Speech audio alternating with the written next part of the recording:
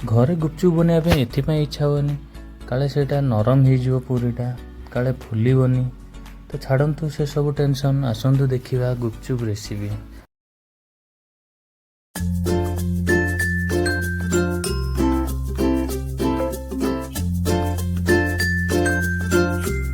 तो बर्तमान आम 3 कप सुजी रे 1 कप अटा दे ताको भल से गोटे हार्ड डो बनैबा। ताको हमें छोट छोट गुली करी ताको बेली दबा। ताको बेली सारा पर एमती गोटे ओदा कपड़ा उपरे ताको सब रखीदबा।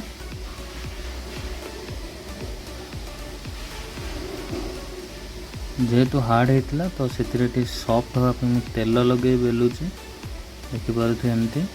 तापर आम कड़ाई को भल भाव में तेलटा हाई फ्लेम रे गरम करी से आम से गुपचुप को छाणीबा। देखु बढ़िया से फुलुची।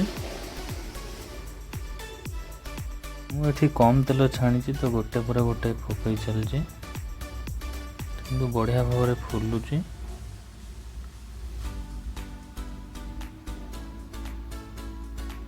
भल भाव में गोटे कलर आमर रेड कलर आसला पर्यंत छाणी तो ये क्रंची रहिबो नले व्हाइट रहिले नरम हो जाए।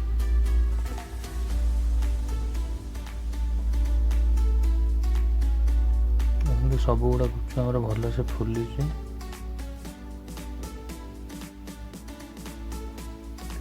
रेड कलर है सब बाहर कर नवा। चलते आम तार खट्टा पानी प्रस्तुत करिया। बर्तमान पुदीना और धनिया ग्राइंडिंग कर देछि से गोटे कंचा लंका ही पकई। मुझे ऐड कर जलजीरा पाउडर तापर चाट मसला मुझे तेंतुले ऐड करना अधिक खट्टा हो बोली। से भजा जीरा गुंड एवं भजा लंका गुंड तापर से आम बीट लुण यूज करवा ब्लैक सॉल्ट रो।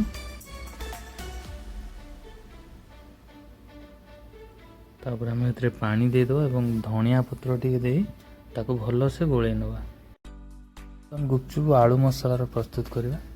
तो मुझे नहीं 2-3टा आलू सीझे नहीं मटर भी सीझे कटा पियाज भजा जीरा गुंड भजा लंका गुंड एवं कला लुण एवं स्वाद अनुसार लुण नहीं तो यहाँ भल भाव में गोले नवा।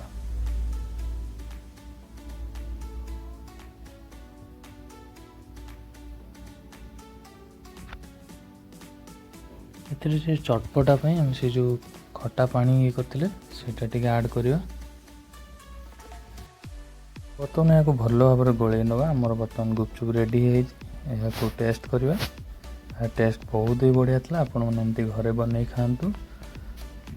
वीडियो देखी धन्यवाद। मो चैनल को लाइक सब्सक्राइब करदे। नुआ कर देखुले मो चैनल को सब्सक्राइब करदे। रही जय जगन्नाथ।